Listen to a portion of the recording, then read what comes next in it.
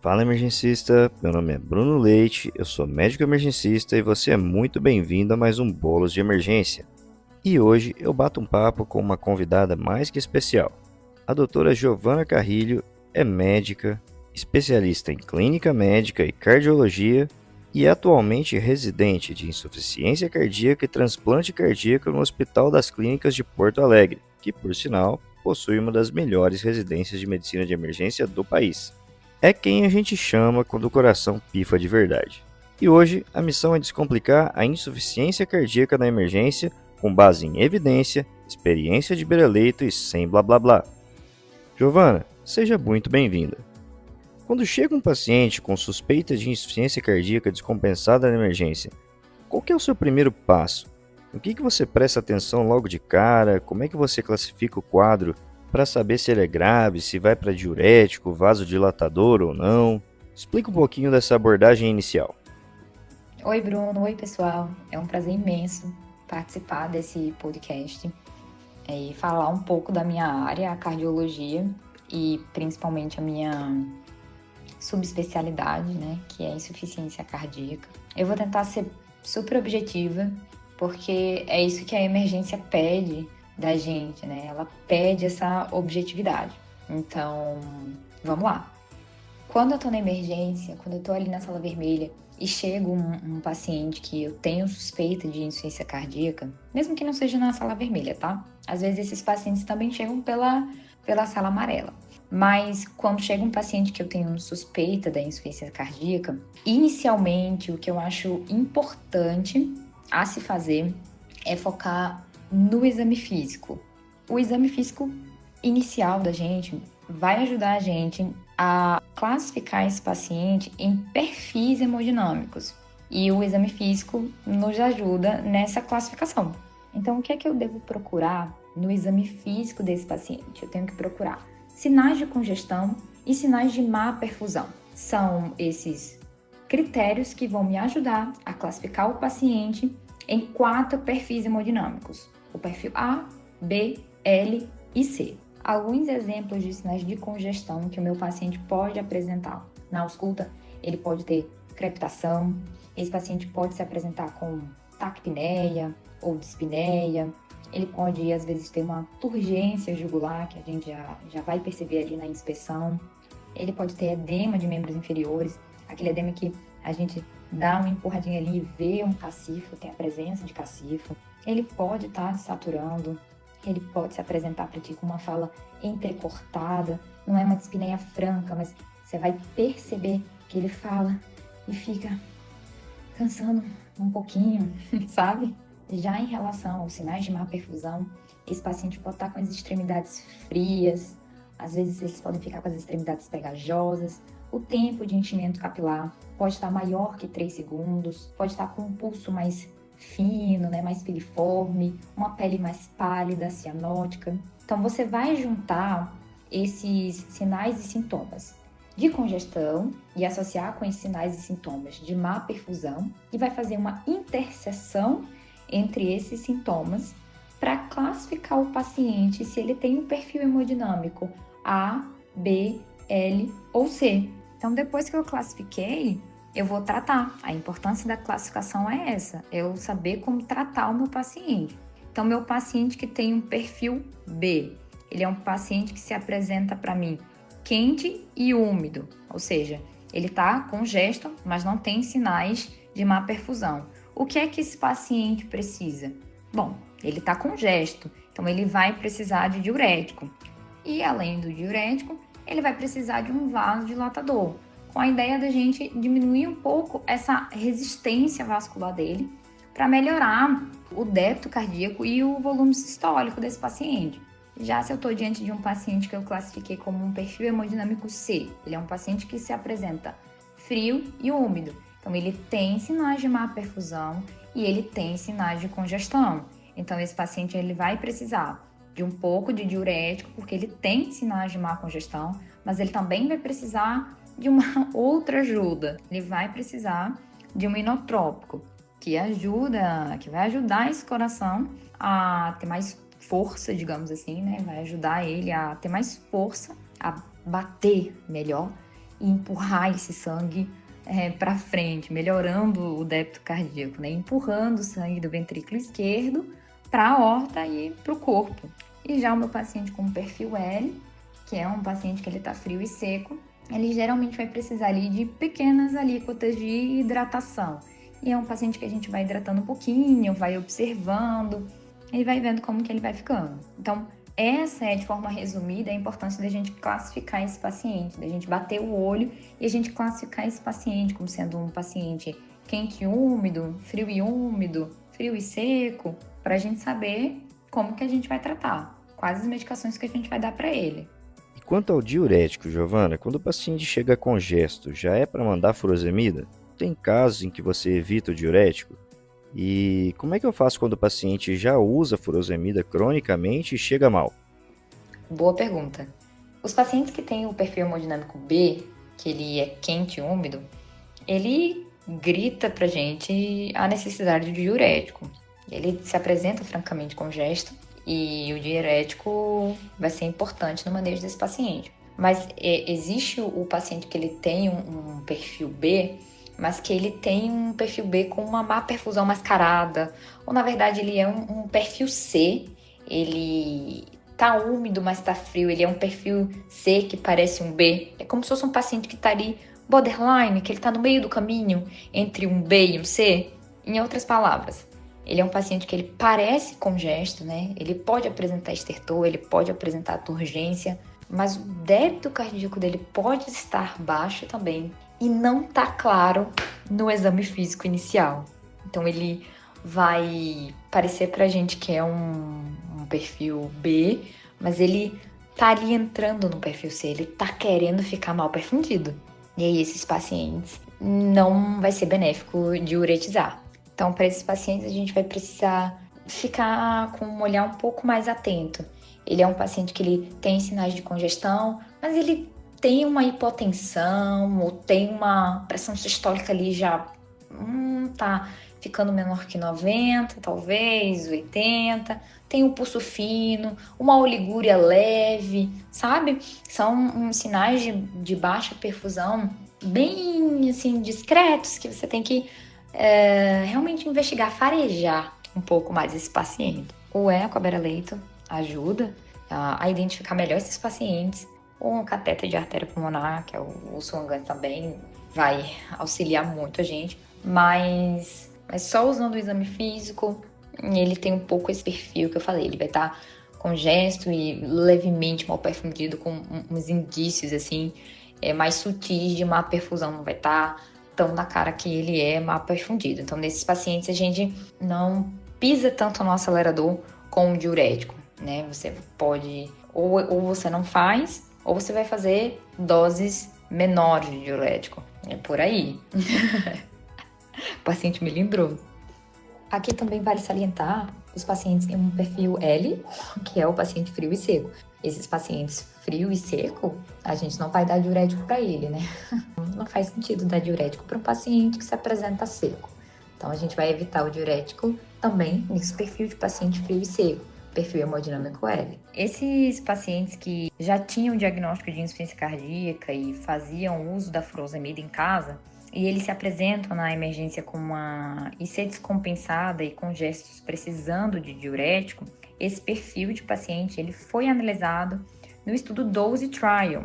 E uma das propostas do DOSE foi justamente avaliar o que seria melhor. A gente dá para esse paciente uma dose de furosemida baixa ou uma dose alta de furosemida. Então, o que ele considerou uma dose baixa seria fazer endovenoso a mesma quantidade total de furosemida que esse paciente tomava em casa via oral. Então, se esse paciente tomava 80 mg oral em casa, a gente ia fazer para ele, numa dose baixa, 80 mg EV. E no braço que avaliou fazer dose alta de furosemida, a gente ia fazer uma dose de furosemida 2 a 2,5 vezes maior do que a dose total oral que ele tomava em casa. Então, se esse paciente tomava em casa 80 mg dia de furosemida via oral, a gente vai fazer para ele ali na emergência 200 mg de furosemida endovenosa.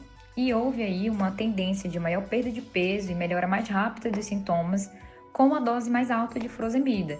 Então, para esses pacientes que se apresentam na emergência com IC descompensada, com gestos, precisando de diurético e que já usavam furosemida em casa, a gente vai fazer de 2 a 2,5 vezes a dose total diária de furosemida desse paciente de forma endovenosa. Na sua experiência, quando é que você opta por vasodilatador? Nitroglicerina entra em que cenário? Em relação à pressão arterial, tem algum cutoff aí de pressão arterial sistólica ou PAM que você respeita? A gente vai optar pelo vasodilatador de forma muito evidente, principalmente naqueles pacientes que são quente e úmido, aquele perfil B. Ele é um paciente que vai se beneficiar da vasodilatação e do diurético. A vasodilatação vai ajudar principalmente na pós-carga, né? Vai diminuir a pós-carga e melhorar o débito cardíaco do paciente. Então, ele é um paciente que está super bem indicado vasodilatador. Quando eu tenho um paciente com perfil C, que é um paciente que é frio e úmido, eu posso ou não usar o vasodilatador, a nitroglicerina. Quando que eu vou utilizar essa estratégia do vasodilatador nesses pacientes? Principalmente naqueles pacientes que têm um perfil C, mas que têm uma pressão de normal para alta ou uma pressão discretamente reduzida. É um paciente que ele tem extremidades frias, tem uma má perfusão, mas o lactato dele não está tão alto, ele não está anúrico, por exemplo. Esse perfil de paciente é um paciente que tem benefício do vasodilatador para reduzir a pós-carga, melhorar o débito cardíaco e assim poder melhorar a performance do ventrículo. Se esse perfil de paciente frio e úmido ele tiver uma pressão arterial sistólica maior que 100, é seguro utilizar nitroglicerina, vasodilatador. Quando a pressão dele começa assim, a ficar menor que 90, aí a gente já começa a repensar a estratégia do vasodilatador. Assim, a gente que é cardio e tem um pouco mais de vivência, a pressão desse paciente ficando assim, tem uma sistólica de 80, ali, bem limítrofe, a gente ainda se arrisca a fazer. Mas acho que um valor seguro, assim, de pressão que a gente pode utilizar como parâmetro para avaliar a necessidade ou não da nitroglicerina seria 90 de sistólica. Paciente que ele tem uma sistólica maior que 90 e se apresenta para ti com perfil C, ele consegue fazer um vasodilatador e melhorar o débito cardíaco e reduzir a pós-carga dele. E aí vai ser benéfico. Giovana, quais os diagnósticos diferenciais mais confundem a gente na porta? Você tem alguma dica para diferenciar uma IC descompensada de uma pneumonia, de um DPOC agudizado, ou mesmo de um evento coronariano? Muitas doenças que a gente atende na emergência realmente têm sintomas que aparecem na insuficiência cardíaca. E por isso que às vezes a gente tem essa dificuldade no diagnóstico diferencial.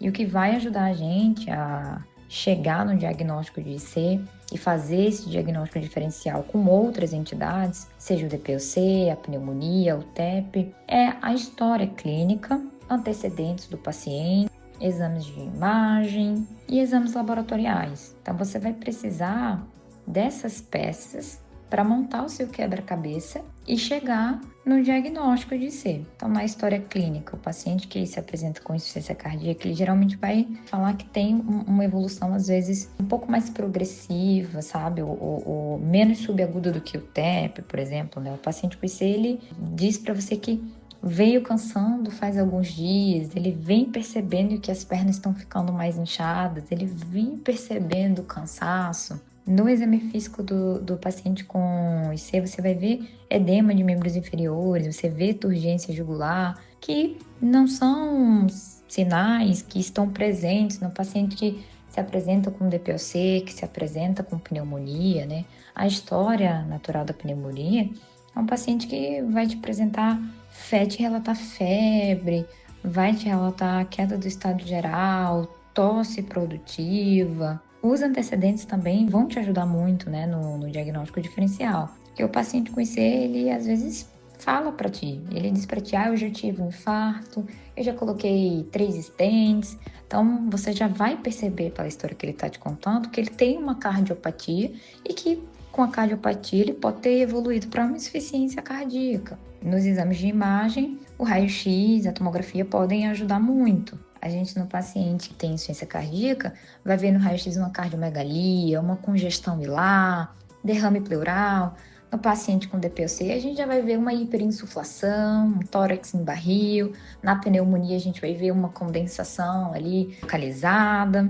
E se o seu serviço tiver o BNP ou o NT-proBNP, também ajuda muitíssimo. Por quê? Geralmente, né, em pacientes que têm DPOC, o NT-proBNP ou BNP, ele vai estar normal ou discretamente aumentado, diferente no paciente que se apresenta com insuficiência cardíaca, que o NT-proBNP ou BNP vai vir bastante elevado. Um BNP aí maior que 400, maior que 500, ele favorece muito o diagnóstico da insuficiência cardíaca. Quando um BNP assim mais baixinho, menor que 100, ele não fala a favor da IC. Então, poxa, um paciente fala para ti que ele é um grande tabagista, que ele começou um quadro de dispneia e que ele apresenta com raio-x com uma hiperinsuflação e no laboratório um BNP mais baixinho, provavelmente esse paciente tem um diagnóstico de um DPOC descompensado e não de uma insuficiência cardíaca.